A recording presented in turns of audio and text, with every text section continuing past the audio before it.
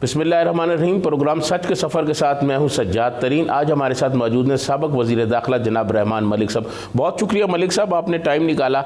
मलिक साहब, OIC हो रही है, इससे क्या फ़ायदा हो सकता है हमें? बिस्मिल्लाहिर्रहमानिर्रहीम। आपको सलाम, मेरे सारे सुनने वालों को, बहन भाइयों को, बड़ों को, बुज़ुर्गों को, सबको मेरी तरफ से सलाम, इस दुआ के साथ कि मेरे मुल्क से जितनी भी मुसीबतें हैं, महंगाई है, टेररिज़म, अल्लाह मियाँ इसका ख़ात्मा कर दे और हमारी कौम को उस रास्ते पे गामज़न कर दे जिसमें गरीब के लिए दो रोटी की हसूल के लिए उसको चीखना ना पड़े। OIC ज़ाहिर एक सारे इस्लामिक कंट्रीज़ की एक ऑर्गेनाइजेशन है। ये तो सबसे पहले तो मैं ये कहूँगा हुकूमत ने अच्छा काम किया, जो अच्छा काम उसको तारीफ़ करनी चाहिए। उन्होंने ये जो होस्ट कर रहे हैं OIC, it's a good step, लेकिन डिपेंड ये करता है कि इस गुड स्टेप को किस तरफ लेके जाना है, इन्होंने यहाँ से क्या अचीव करना है। क्या ही अच्छा होता कि OIC की मीटिंग बुलाने से पहले इसका एजेंडा जो पाकिस्तान की तरफ से आना था या पाकिस्तान प्रपोज़ करता तो वो पार्लियामेंट से वेट करा लेते, तो वो ज़रा उनको कलेक्टिव सोच उसमें आ जाती। अब लोग कहते हैं कि एजेंडे पे शायद अफ़गानिस्तान है। ज़ाहिर है इस वक्त दुनिया का जो सबसे बड़ा मसला और ख़ास तौर पे मुस्लिम उम्मा का सबसे बड़ा मसला इस वक्त अफ़गानिस्तान है। लेकिन प्रॉब्लम तो ये है कि अगर मुस्लिम उम्मा इतनी सिंसियर होती और जब पाकिस्तान ने अपील की थी कि इनको हम रिकॉग्नाइज़ कर लें, तो ये रिकॉग्नाइज़ करके यहाँ आते और यहाँ से कोई रेजोल्यूशन पास करते कि दुनिया भी इसको करे। अब तो अल्लाह करे कि कंसेंसस के साथ यहाँ रेजोल्यूशन पास हो जाए कि सारे मुसलमान मुल्क जो हैं वो अफ़गानिस्तान को रिकॉग्नाइज़ कर लें। और दूसरा हमें ये चाहिए, एक जो मेन मसला मैं समझता हूँ कि OIC में इनको एक रेजोल्यूशन लेके जाना चाहिए कि कश्मीर पे एक कमीशन बनाया जाए जो कि मुस्लिम उम्मा के जो बड़े बड़े ममालिक हैं उनमें से अच्छे इन्वेस्टिगेटर हायर लेवल पे, पॉलिटिकल लेवल पे और इन्वेस्टिगेटिव लेवल पे एक कमीशन बना के ये देखा जाए कि इंडिया जो इसको ब्रुटैलिटीज़ कर रहा है कश्मीर में, जो वहाँ पे इस पर जुल्म की इंतहा किए हुए है, कम से कम OIC तो कर सकती है। और अब ये बड़ा अच्छा मौका है कि हम इसके ऊपर एक सिर्फ कंडेम किस्म का नोटिस, कंडेमिंग ना लगा दें, बल्कि प्रैक्टिकली एक कमीशन की तश्कील करवाने के लिए यहाँ से ऐलान कराएं कि एक कमीशन तश्कील कर दिया गया है जो कि इसको आगे लेके चलेगा। और उसको ये भी मौका और ये भी रिकमेंड किया जाए कि ये इंडिया जा सके, कश्मीर में जाके लोगों को इंटरव्यू कर सके और ह्यूमन राइट्स की जो वायलेशंस हैं उनको अपनी आंखों से देके अगले इजलास में OIC में पेश करें। मलिक साहब, OIC में कुछ ऐसे ममालिक भी आ रहे हैं, उनके वज़ीर ख़ारजा जिन्होंने इजराइल को तस्लीम किया हुआ है, क्या इस हवाले से भी पाकिस्तान पे कोई प्रेशर हो सकता है? देखें सज्जाद साहब, अगर आप दुनिया के वर्ल्ड ऑर्डर को चेंज होता देखें, मैं काफ़ी स्टडी कर रहा था इसके ऊपर, तो आपने एक चीज़ देखी होगी कि एक मिडल ईस्ट के मुल्क ने अपनी एक बहुत बड़ी डील जो कि प्लेन्स की थी, फाइटर जेट्स की थी, वो कैंसिल कर दी। जब से इज़राइल को रिकॉग्नाइज़ किया कुछ ममालिक ने मिडल ईस्ट में, तो मिडल ईस्ट का बेसिक जो एक पॉलिटिकल कॉन्सेप्ट है वो बहुत हद तक चेंज हो गया। अब इसमें वो एलिमेंट जो ईरान का था कि Iran is to be sorted out by Israel, मेरा शायद वो मुझे फिजल आउट होता हुआ नज़र आ रहा है। और अगर देखा जाए तो मैं आने वाले वक्त में मिडल ईस्ट के कुछ कंट्रीज़, रशिया, ईरान और इंडिया को एक बॉक्स में देख रहा हूँ। और अगर ये एक बॉक्स में होते हैं तो पाकिस्तान के लिए कुछ इश्यूज़ होंगे, और मैं अपने मुल्क के लिए इश्यूज़ अभी भी देख रहा हूँ, क्योंकि TTP जो बड़े वादे किए उसने और उसको बंदे भी रहा करा के ले गए, और अब फिर उसने जाके फायरबंदी भी जो की थी वो ख़त्म कर दी, और वहाँ वज़ीरिस्तान से भी मीटिंग करके कुछ लोगों के साथ नूर वली चले गए जो वहाँ के TTP के हेड हैं। और इस तरह मैं समझता हूँ कि पाकिस्तान के लिए मुश्किलात होंगी कि TTP को कुछ लोगों ने सपोर्ट किया। और अफ़गानिस्तान के स्पोक्स पर्सन की जो लेटेस्ट एक स्टेटमेंट है कि ये पाकिस्तान में हुकूमत ठीक नहीं है, यानी कि ये उनके अंदाजे के मुताबिक जैसे वो चाहते हैं वैसी हुकूमत नहीं है। तो ये एक बड़ी ही अलार्मिंग चीज़ है कि ये क्या सोच रहे हैं टीटीपी के साथ मिलकर, या ये अफगान तालिबान क्या सोच रहे हैं। तो मेरी उनसे अपील होगी कि आप अपने घर में रहें, हम तो आपको किसी किस्म की इंटरफेरेंस नहीं कर रहे। तो आपको भी चाहिए कि हम हमारे काम में, हमारे मुल्क के सिस्टम में इसको आप किसी भी तरीके से इसको इन्फ्लिक्ट ना करें और ऐसी बातें ना कहें जो पाकिस्तानी शहरी पाकिस्तान पूरा जो है ये सोचे कि हमने अफ़गानिस्तान के बहन भाइयों को मुश्किल वक्त में अफ़गान रिफ्यूजी जब आए थे उनके साथ बेहतर अंदाज से उनकी खिदमत की, जब इन पर कब्ज़ा हो गया तो लड़ाई की इनके साथ। और अभी ठीक है, अमेरिका ने छोड़ना था वो चले गए और अफ़गान तालिबान ने कब्ज़ा कर लिया। और अगर ये पाकिस्तान का ख्याल नहीं करते तो फिर तो ऐसा लगता है कि ये हिंदुस्तानी कैंप में जा चुके हैं। और मैं एक चीज़ और भी कर दूँ अर्ज़ यहाँ पे कि OIC को ये भी ख्याल करना चाहिए। मेरी ये असेसमेंट है based on the information and based on my parameters which I always use in actually assessing things कि अफ़गान तालिबान की और अमेरिका की कोई साइलेंट अंडरस्टैंडिंग हो चुकी है। मलिक साहब, क्या हमारे पास TTP से मुआहदा करने के अलावा और कोई ऑप्शन नहीं था? देखिए जी, ये तो तकरीबन इट वाज डेड। अगर अफ़गान तालिबान हमारा साथ देते तो फिर बिल्कुल वो ऑप्शन बहुत अच्छा था कि इनकी सफाई कर दें, जिन्हें सरेंडर करना है ट्रायल में जाएं और उसके बाद सूखे रह सकते हैं, उनका मुल्क है।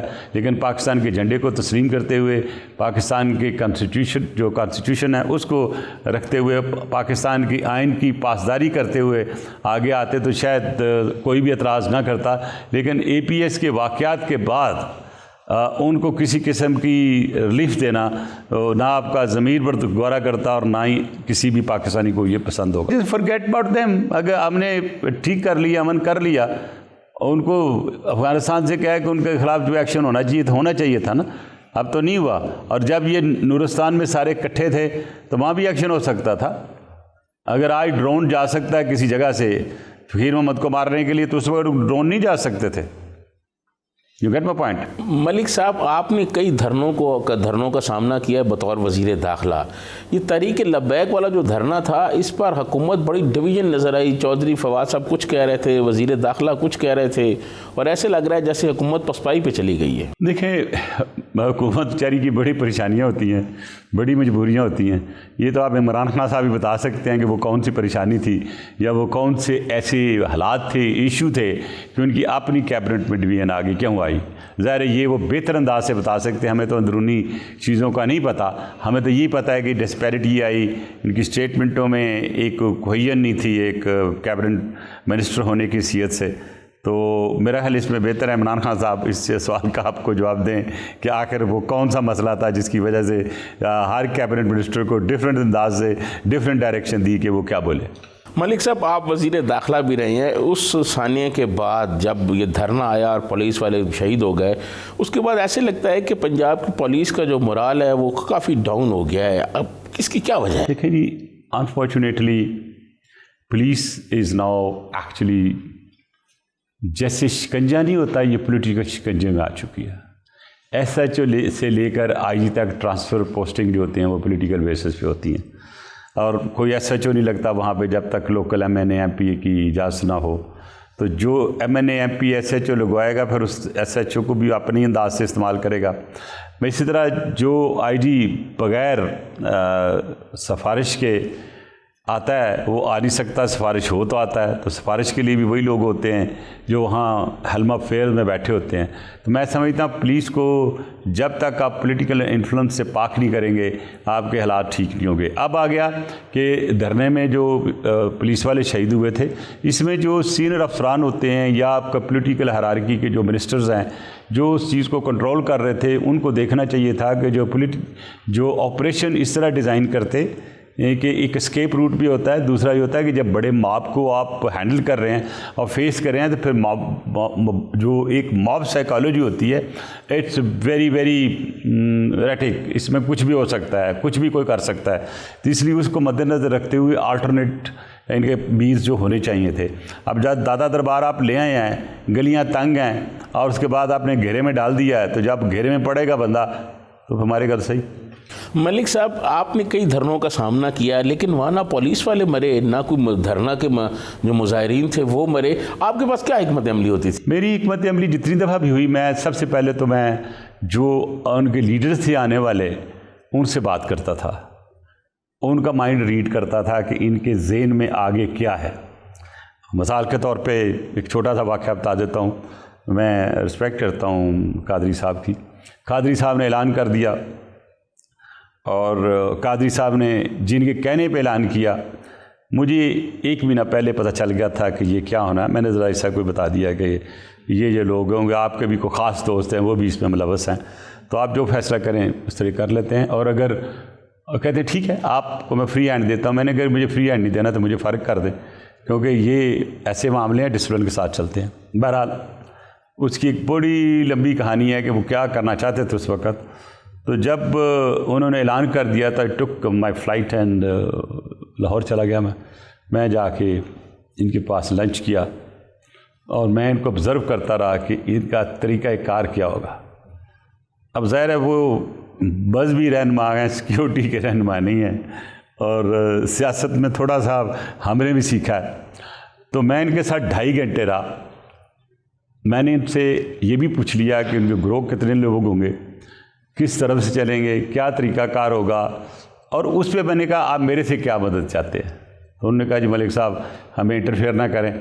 और जब मैं आऊँ वहाँ पे इस्लामाबाद में, तो मेरा जहाँ मैं ठहरना चाहूँ मैं ठहरूँगा। तो मैंने कहा हम आपको दे देते हैं जो ये ग्राउंड या परेड है, मिलिट्री है, या F9 पार्क दे देते हैं। नहीं, मुझे वहाँ जाना है जहाँ से मुझे पार्लियामेंट मेरे पीछे नज़र आए टीवी में।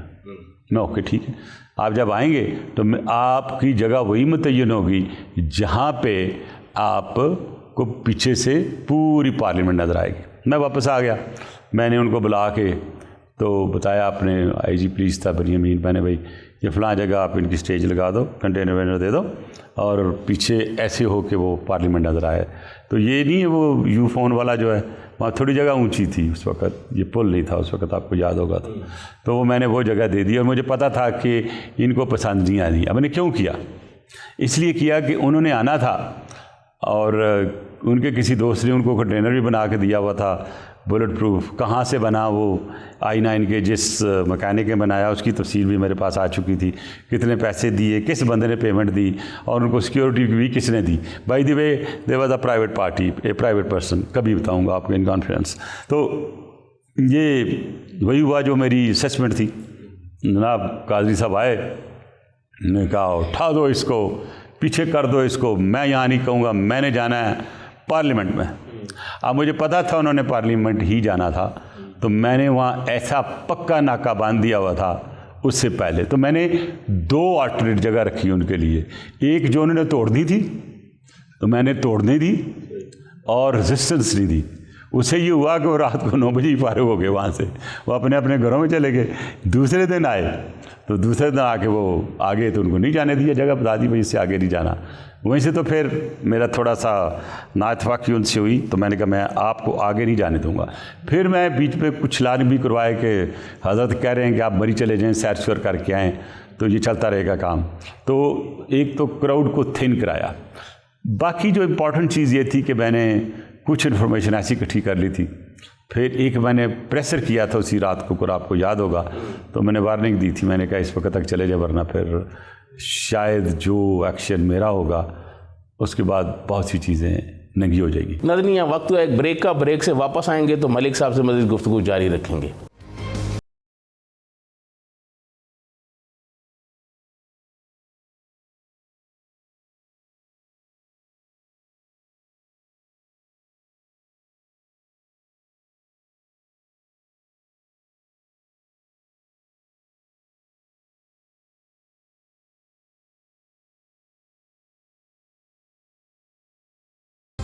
वेलकम बैक नाज़रीन, हमारे साथ मौजूद हैं साबिक़ वज़ीर दाखिला रहमान मलिक साहब। रहमान मलिक साहब, इन धरनों से आपने क्या क्या कुछ सीखा? बेसिकली मैंने ये कहा है ना कि अगर आप उसको स्ट्रेटजाइज करते हैं तो बेस्ट होगा, क्योंकि अगर आप स्ट्रेटजाइज करके जिसे आप ऑपरेशनल प्रोग्राम कहते हैं वो आपका मल्टी लेयर होना चाहिए। और मल्टी लेयर इसलिए होना चाहिए कि पता नहीं किस वक्त कोई चीज़ बॉकडाउन हो जाए। और दूसरा है कि आपकी जितनी भी नेगोशिएशन के थ्रू मॉब को कंट्रोल कर सके वो करें।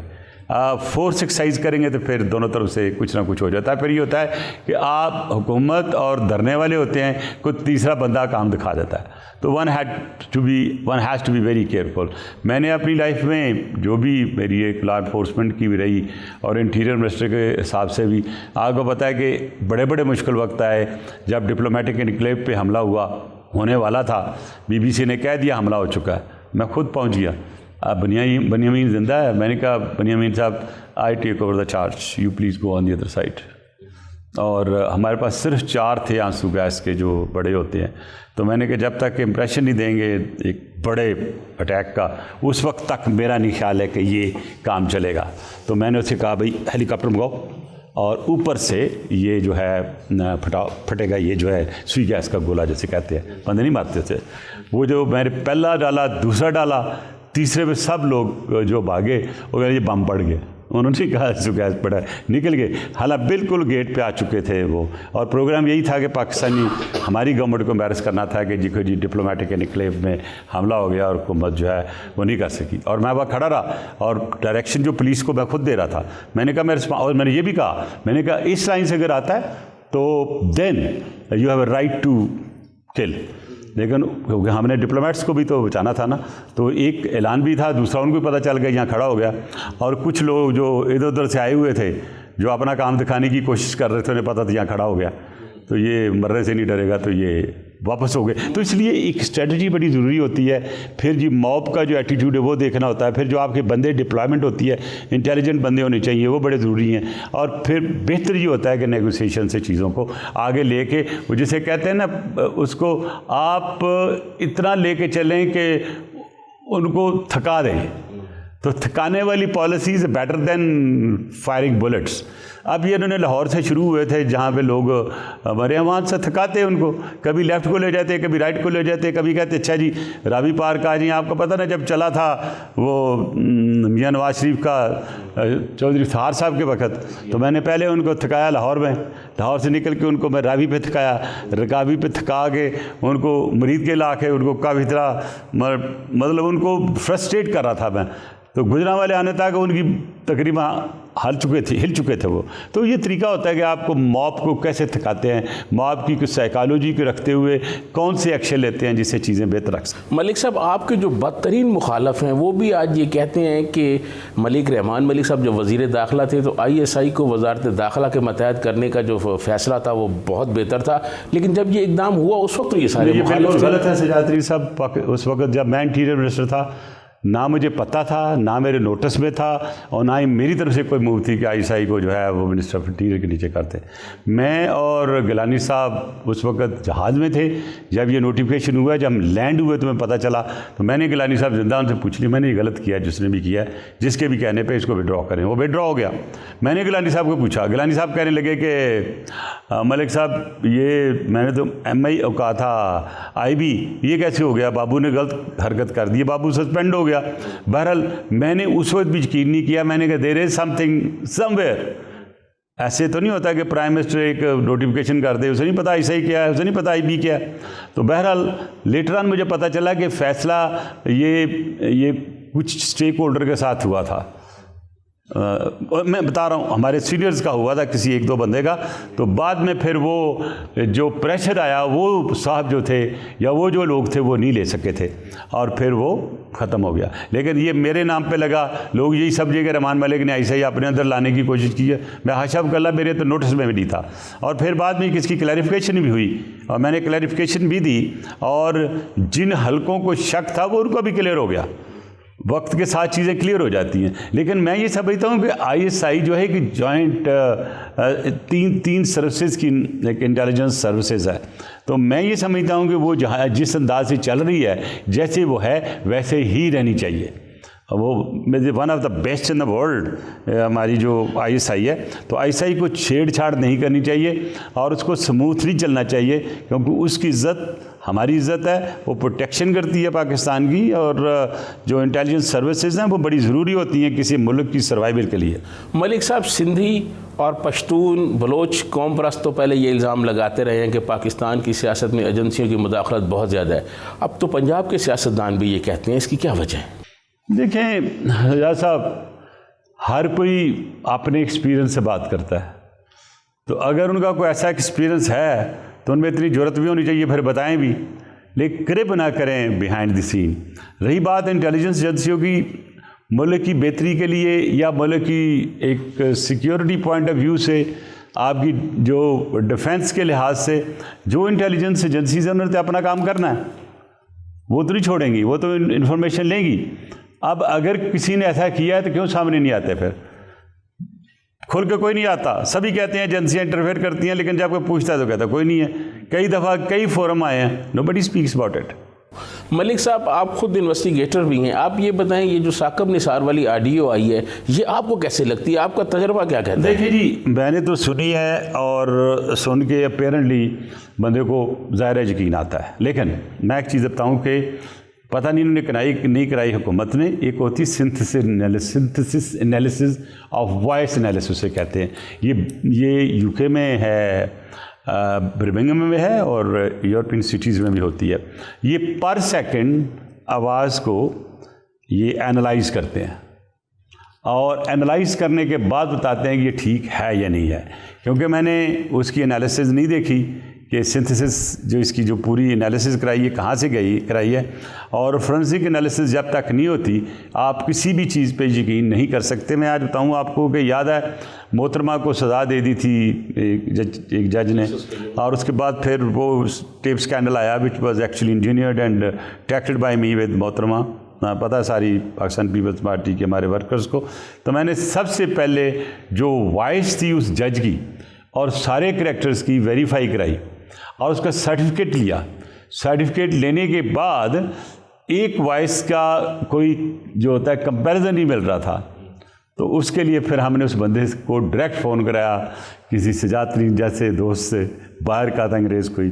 तो जब उसने बात की तो उसकी आवाज़ उसने टैप कर ली और ही कन्फर्म्ड कि वॉइस वही है जो वॉइस इस टेप में है। तो देखें उस वक्त तो बीबी को याद है और आसिफ ज़रदारी साहब को एग्जॉनरेट कर दिया था उन्होंने, और 3 जज जो थे वो सस्पेंड हो गए थे, सुप्रीम कोर्ट ने कर दिए थे। तो इस बेसिस पे क्योंकि इन्फॉर्मेशन करेक्ट थी, उसके पीछे जो फैक्ट्स थे दे वर 100% ट्रू।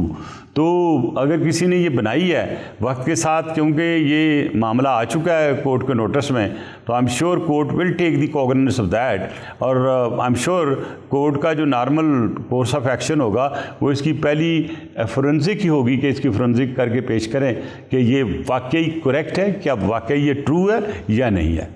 मलिक साहब, जिस टेप का आपने जिक्र किया जस्टिस क्यूम का, उस टेप से तो मोहतरमा बेनज़ीर भुट्टो को बहुत फ़ायदा हुआ। अगर ये टेप ठीक है तो क्या मरियम नवाज़ शरीफ फैमिली को भी फ़ायदा होगा?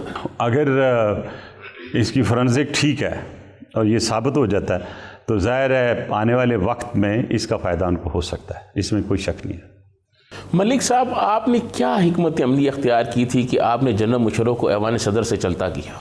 नहीं, हिकमत अमली तो नहीं कहते हैं, और हमारे आसिफ अली जरदारी साहब भी गुरु हैं माशाल्लाह बड़े, तो उनके साथ काम करने का बड़ा मज़ा आया, और मोहतरमा के साथ बैठ के एज ए चीफ नेगोशिएटर जो जनरल मुशर्रफ के साथ मेरी नेगोशिएशन हुई, और उस तरफ से जनरल कियानी थे, और जब पहुँचे तो उसमें बड़े मुहरकात थे, क्योंकि मैं ये समझता हूँ कि जनरल मुशर्रफ साहब ने जब यूनिफॉर्म उतारा था वो तो कमज़ोर हो गए थे।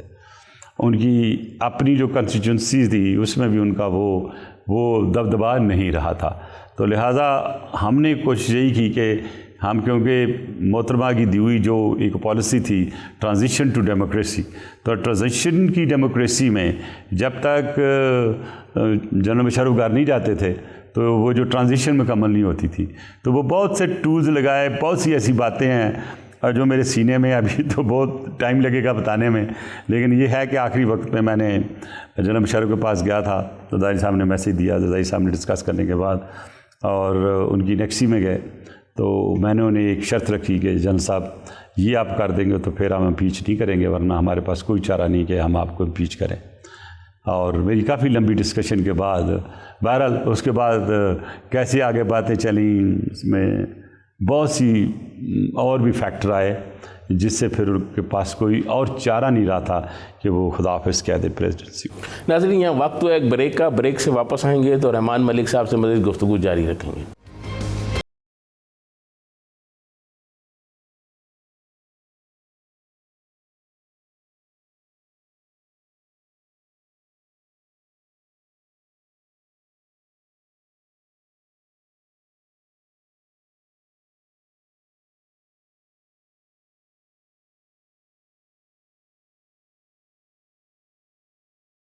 वेलकम बैक नाज़रीन। हमारे साथ मौजूद हैं साबिक़ वज़ीर दाखिला रहमान मलिक। रहमान मलिक साहब, आपके पीपल्स पार्टी के वो मुखालफ जिन्होंने मोहतरमा बेनज़ीर भुट्टो को अपने मुद्दत हुकूमत पूरी नहीं करने दी, वो ये कहते हैं कि अगर रहमान मलिक आसिफ जरदारी के साथ ना होते तो वो भी 5 साल पूरे ना कर सकते। नहीं खैर, वो मैं इंडिस्पेंसिबल नहीं हूँ किसी भी सूरत में। आसिफ जरदारी साहब बहुत ज़हीन आदमी है, मैं नहीं गुरु कहता हूँ, वो खैर मुझे वो किसी नाम से याद करते हैं, मैं नहीं कहता। बहरहाल मैं ये समझता हूँ कि हमारी एक सितारे अच्छे थे, जिसे कहते हैं जोड़ी अच्छी थी। जो कोई असाइनमेंट मिलती थी मैं बड़े तरीके से करता। आप ये आज भी पूछिएगा, वो कहता है रहमान मलिक को अगर कोई टास्क दिया जाए कि फ़लाँ पहाड़ से फ़लाँ चीज़ ले आओ तो ला सकता है, उसकी हिम्मत है। और मैं ये समझता हूँ उनकी गाइडेंस और एक मेरा तजर्बा था जो मिल के हम चले 5 साल, और 5 साल में वो ऐसी चीज़ें भी आई कि ऐसा लगता है कल हुकूमत ख़त्म हो जाए। अब मेरे मुखालफिन ये भी कहते हैं कि मैंने MKM को साथ किया, मेरी पीपल्स पार्टी में कुछ मुखालफिन हैं कि रहमान मलिक को MKM के साथ उनको हुकूमत में नहीं लाना चाहिए था। तो हुकूमत में मैं तो नहीं लाया था, मेरी लीडरशिप ने फ़ैसला किया था कि इसको रखना है, और मेरी ड्यूटी ये थी कि MKM को इंटैक्ट रखो। मैंने रखा, दैट वाज माय ड्यूटी। और अभी मैं कुछ आवाज़ें सुनता रहता हूँ लेफ़्ट राइट से, जी हाँ मलिक साहब फ़ोन करेंगे तो हम उनकी बात नहीं मानेंगे।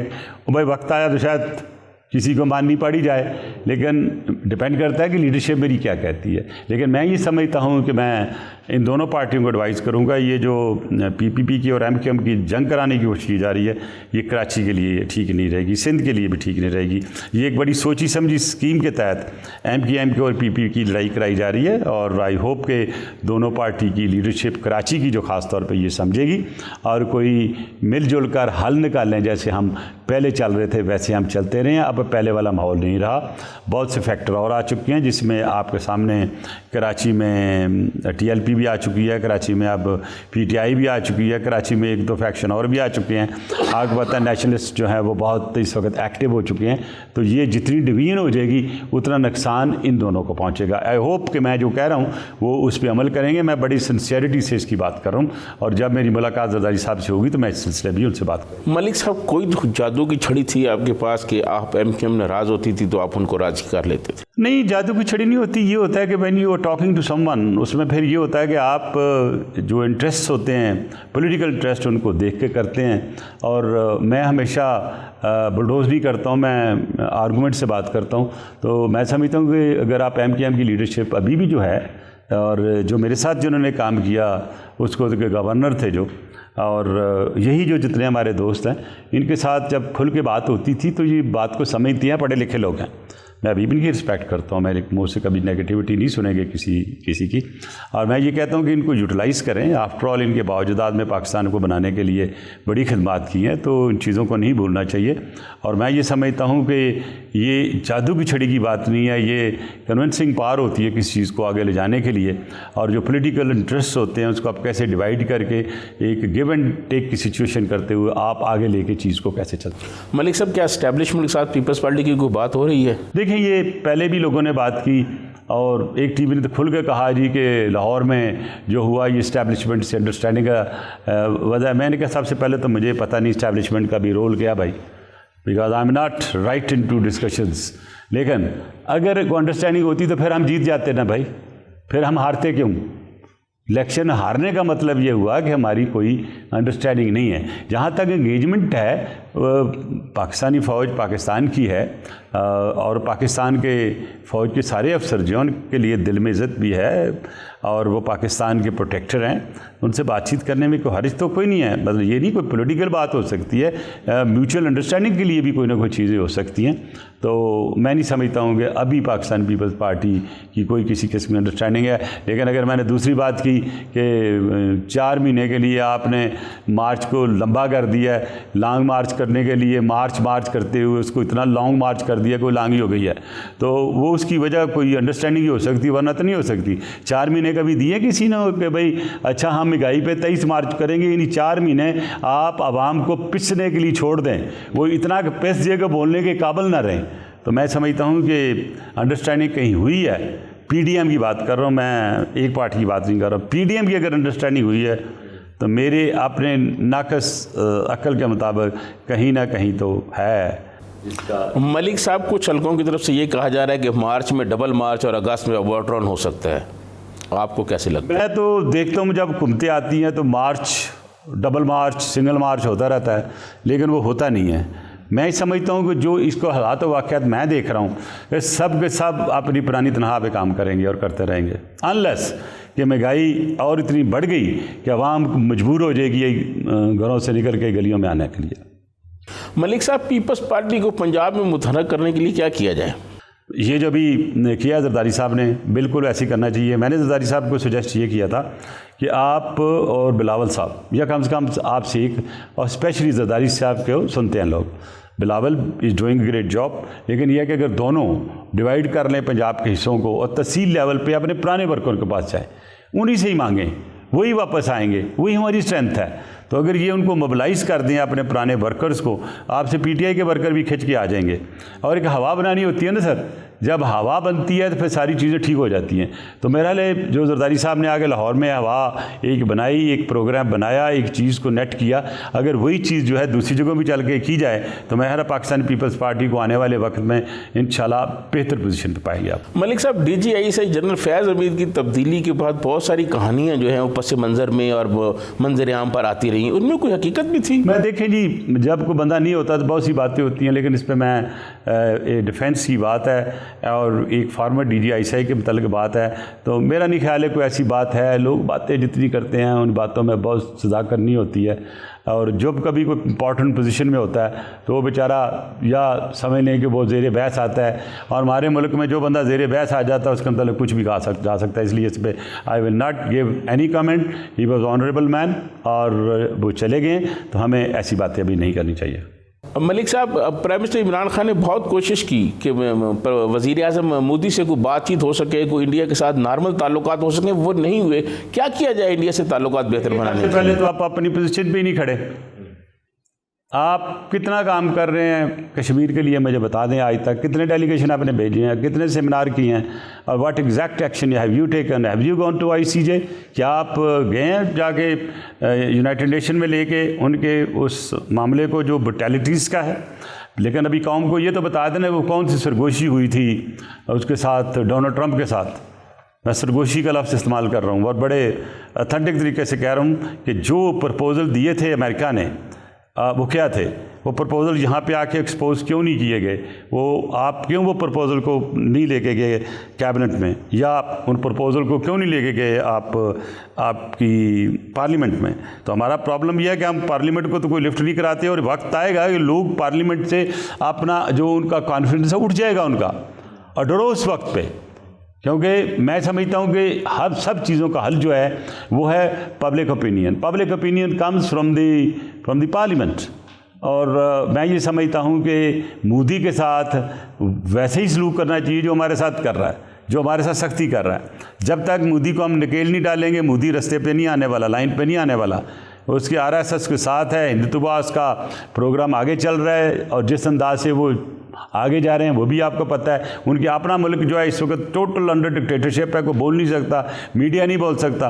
और बाकी जगहों पे उन्होंने कंट्रोल किया हुआ। इस वक्त जो गड़बड़ करता RSS के लोग डंडे लेके पहुंच जाते हैं रात को, उसको सबक सिखा के सुबह आ जाते हैं कि ये मोदी कह रहा है। तो मैं ये समझता हूँ कि इस वक्त अगर हम मोदी को एज ए वार क्रिमिनल ले जाएँ ICJ में तो मेरा ख्याल है कि बहुत अच्छा होगा। मैंने डॉक्यूमेंट सारे दिए हुए हैं फॉरेन ऑफिस को, इस अपील के साथ कि अगर इसको ICJ बुलाता है तो इसके लिए इसको जो वहाँ पे प्रोसिक्यूशन के लिए जो पोडियम पे खड़ा हूँगा मैं खुद होना चाहता हूँ, और वो सारे सबूत के साथ इसको मैं कन्फ्रंट करना चाहता हूँ। जो इसने जुल्म और जुल्मों की इंतहा की हुई है कश्मीर में, वो पब्लिक की, पाकिस्तान पब्लिक, इंडियन पब्लिक और दुनिया की नज़र में भी लाना चाहिए।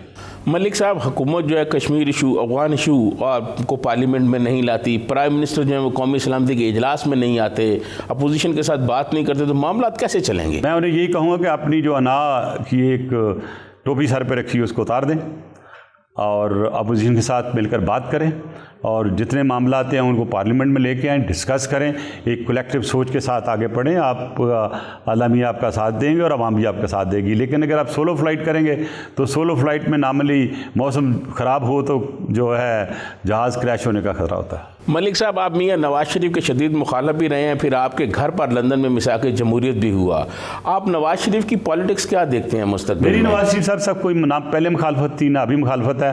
इन्वेस्टिगेशंस की उस वक्त, वो इन्वेस्टिगेशन जिस अंदाज से एक FIA का तरीकाकार है वैसी हुई। जब वो मैं FIA में नहीं रहा तो बात ख़त्म हो गई, उसके बाद तो कोई ऐसी बात नहीं थी। ये बिल्कुल ठीक है कि मेरी और मियां नवाज शरीफ साहब की पहले मुलाकातें भी हुई, उसके बाद आपने मेरे मुँह से भी उनके ख़िलाफ़ कोई गलत बात या नाजायज़ बात भी सुनी होगी, ना उन्होंने की है ना मैंने की है। तो मैं ये समझता हूँ कि वो वक्त था एक, जो कि मैं एक सरकारी अफसर था, वो मेरा अंदाज़, मेरा working was under the ambit of the bureaucracy. अब मैं सियासतदान हूँ, मैं खुल के बात कर सकता हूँ, तो लिहाजा कोई ऐसी बात नहीं है। बाकी वो सियासत अपने अंदाज से करते हैं, उनका हक हासिल है, और हर सियासतदान को, हर पार्टी को जो हक हासिल है कि वो सियासत के अंदाज से। मुस्तकबिल में कोई उनका रोल देख रहे हैं नवाज शरीफ का? सियासत में कुछ नहीं कहा जा सकता। आपको याद होगा कि मियां नवाज शरीफ साहब जब पहली दफ़ा पाकिस्तान आए थे तो उनके अपने दोस्तों ने कहा था, अपनी पार्टी के बड़े लीडरों ने कहा था हमें जेल में डाल दो। 3 या 4 लोग आए थे, इफ़ यू रिकॉल। उस वक्त वो भी साथ हमारे एक दोस्त लाट साहब भी आए थे, और उन्होंने भी आंखों देखा हाल बयान किया था। तो आप देखें थोड़े ही महीनों के बाद वो आए और फिर 2/3 मेजॉरिटी के साथ he was the prime minister. तो इसलिए पाकिस्तान की सियासत में कुछ नहीं कहा जा सकता। बहुत बहुत शुक्रिया जनाब रहमान मलिक साहब। नाज़रीन, आपने साबिक़ वफाकी वज़ीर दाखिला जनाब रहमान मलिक साहब की गुफ्तगू सुनी। इसी के साथ सज्जाद तरीन को इजाज़त दीजिए। अल्लाह हाफिज़।